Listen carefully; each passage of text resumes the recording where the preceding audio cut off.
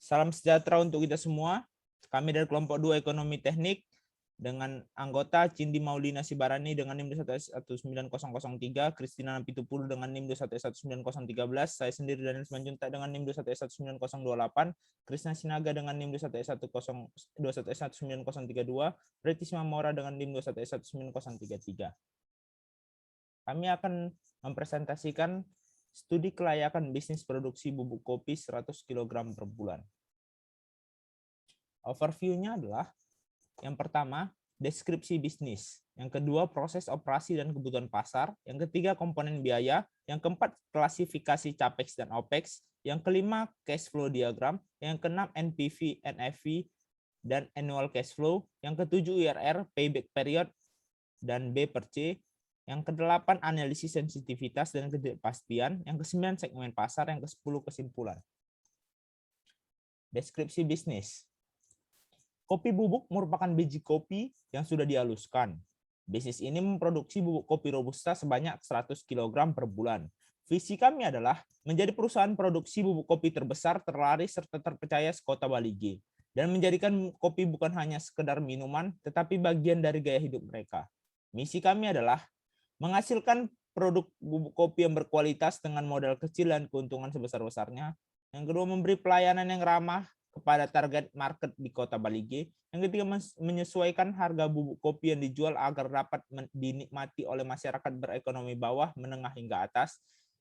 Yang keempat adalah memberikan quality control yang maksimal dalam produksi bubuk kopi. Yang kelima, memberikan cita rasa terbaik pada bubuk kopi sehingga penikmat kopi kami dapat menerima dengan rasa senang dan puas.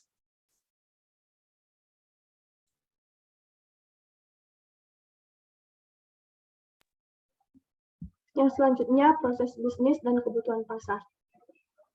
Proses bisnis terbagi atas 3 bagian.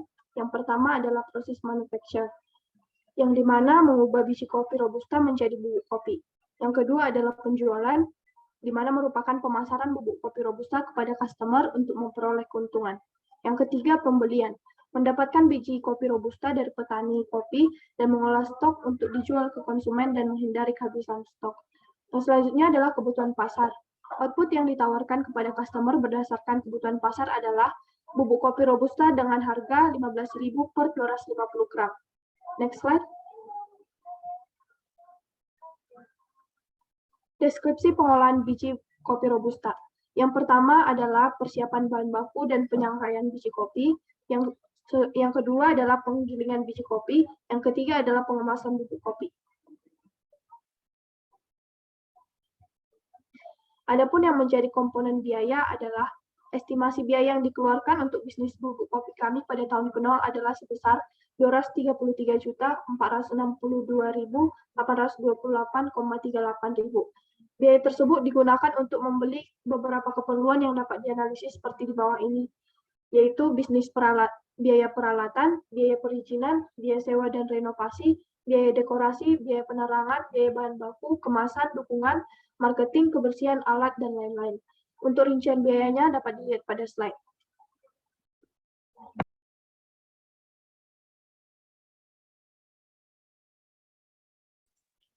Selanjutnya adalah klasifikasi CAPEX dan OPEX. Untuk CAPEX merupakan sejumlah biaya yang dikeluarkan perusahaan untuk membeli, memperbaiki, atau merawat aset jangka panjang demi keberlangsungan bisnisnya. Adapun CAPEX yang kami gunakan untuk produksi bubuk kopi yaitu mesin penyangrai, mesin penggiling, timbangan, ember, centongan, karung, izin usaha, izin HKI, pajak, sewa bangunan, renovasi bangunan, kursi plastik, meja panjang, lemari kecil, generator listrik, laptop, printer, kamera CCTV. Kemudian untuk OPEX-nya, OPEX merujuk pada biaya yang dikeluarkan oleh perusahaan secara berkelanjutan demi menjalankan bisnisnya. Adapun OPEX yang dikeluarkan oleh perusahaan kami yaitu pertama bahan baku berupa biji kopi Robusta, yang kedua kemasan, yang ketiga biaya dukungan berupa biaya perawatan, biaya listrik, transportasi, dan lain-lain. Yang ketiga biaya marketing seperti sewa pick up, kuota, brosur. Yang selanjutnya biaya kebersihan, kemudian alat seperti sapu, pel, sabun cuci tangan, dan lain-lain. Kemudian biaya penerangan dan biaya lain-lain. Next. Berikut adalah diagram cash flow yang kami dapatkan setelah kami mengestimasi waktu bisnis kami selama 10 tahun. Diagram ini dijadikan patokan untuk menghitung kelayakan finansial, di mana dari tahun pertama yaitu sebesar 455 miliar 357 juta 171,62 ribu rupiah. Dapat kita lihat pada diagram ini yang menunjukkan panah ke atas merupakan revenue yang kami terima dan panah ke bawah merupakan cost yang kami keluarkan setiap tahunnya. Next. Berikut merupakan NPV, NFV, dan annual value. NPV yaitu nilai saat ini dari arus kas dikurangi dengan investasi awal. Rumus yang kami gunakan yaitu minus C0 ditambah C1 dibagi dengan 1 ditambah R pangkat 1 sampai dengan T. Maka dengan menggunakan rumus tersebut, kami memperoleh hasil NPV sebesar 3.319.519.849,99 ribu rupiah. Kemudian NFV adalah menghitung nilai masa depan dari sebuah bisnis. Rumus yang kami gunakan yaitu NFA dikali 1 ditambah R pangkat N dikurang 1 dibagi dengan R. Berdasarkan rumus tersebut, kami memperoleh nilai NFV untuk bisnis kami, yaitu sebesar 5.220.319.767.000 rupiah. Dan yang selanjutnya annual value. Annual value adalah metode yang digunakan untuk menilai kelayakan ekonomi dari suatu peluang investasi, yaitu analisis nilai ekuivalensi seragam tahunan. Kami menggunakan rumus EUAW sama dengan EUAB dikurang EUAC. Setelah kami mendapatkan nilai EUAB dan EUAC, maka kami menjumlahkannya, kami memperoleh nilai sebesar 469.905.161,13 ribu rupiah, yaitu lebih kecil dari 0, sehingga proyek kami akan merugi bila memilih alternatif investasi. Tapi jika kami ingin memilih salah satu, kami bisa memilih nilai yang paling tinggi, yaitu pada tahun ke-10 sebesar 13.022.322,38 ribu rupiah. Selanjutnya akan dijelaskan oleh teman saya. Yang berikutnya adalah IRR, payback period, dan depresi. Yang pertama IRR, di mana kami memperoleh nilai IRR sebesar 62%, di mana nilai IRR tersebut lebih besar dibandingkan MARR sebesar 8%.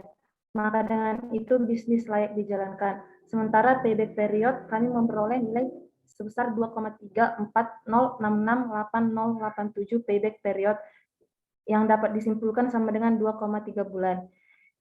Yang ketiga adalah depresi atau bisa disebut dengan benefit cost period, di mana dengan menggunakan konsep incremental depresi ratio yang dihasilkan adalah sebesar 3,30. Yang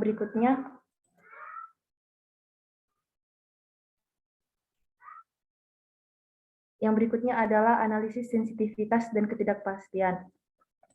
Analisis sensitivitas dan ketidakpastian ini dapat diperoleh dari 3, yaitu OPEX, CAPEX, dan revenue, di mana berdasarkan tabel yang kami peroleh nilai NPV akan mengalami kenaikan saat terjadi penurunan OPEX sebesar 50% dan selanjutnya mengalami penurunan saat nilai penurunan OPEX sama besar.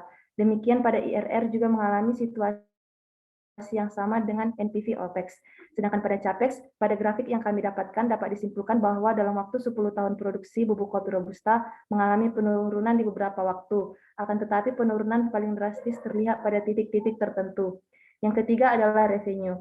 Berdasarkan tabel yang kami peroleh, nilai NPV akan mengalami kenaikan saat terjadi penurunan revenue sebesar 50% dan akan mengalami kenaikan lagi saat terjadi penurunan revenue sebesar 100%.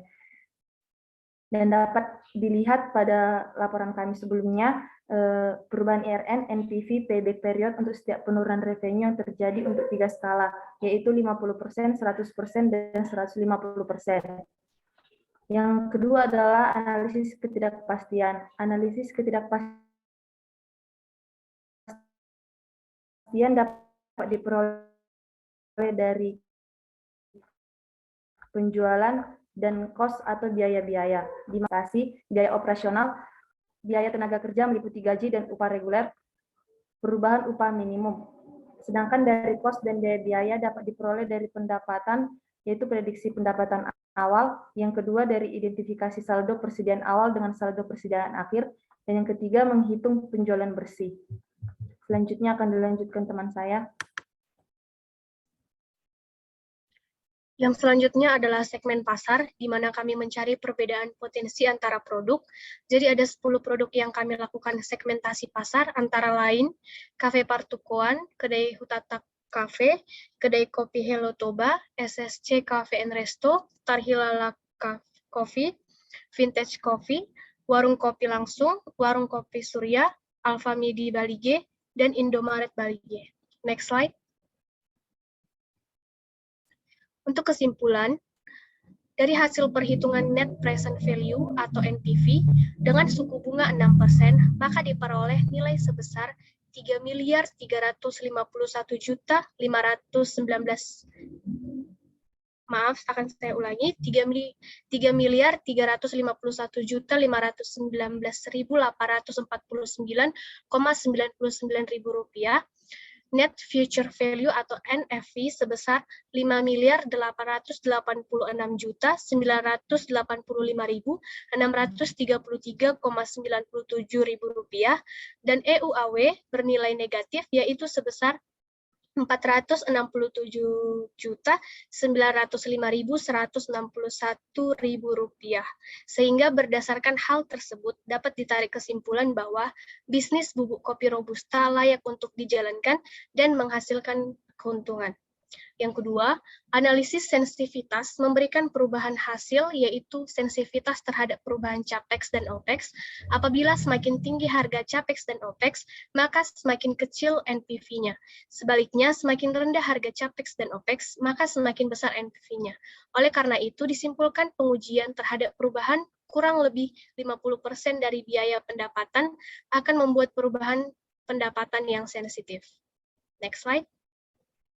Nah, demikian presentasi kami dari kelompok 2 mata kuliah Ekonomi Teknik mengenai studi kelayakan bisnis produksi bubuk kopi Robusta 100 kg per bulan. Kami mengucapkan terima kasih banyak.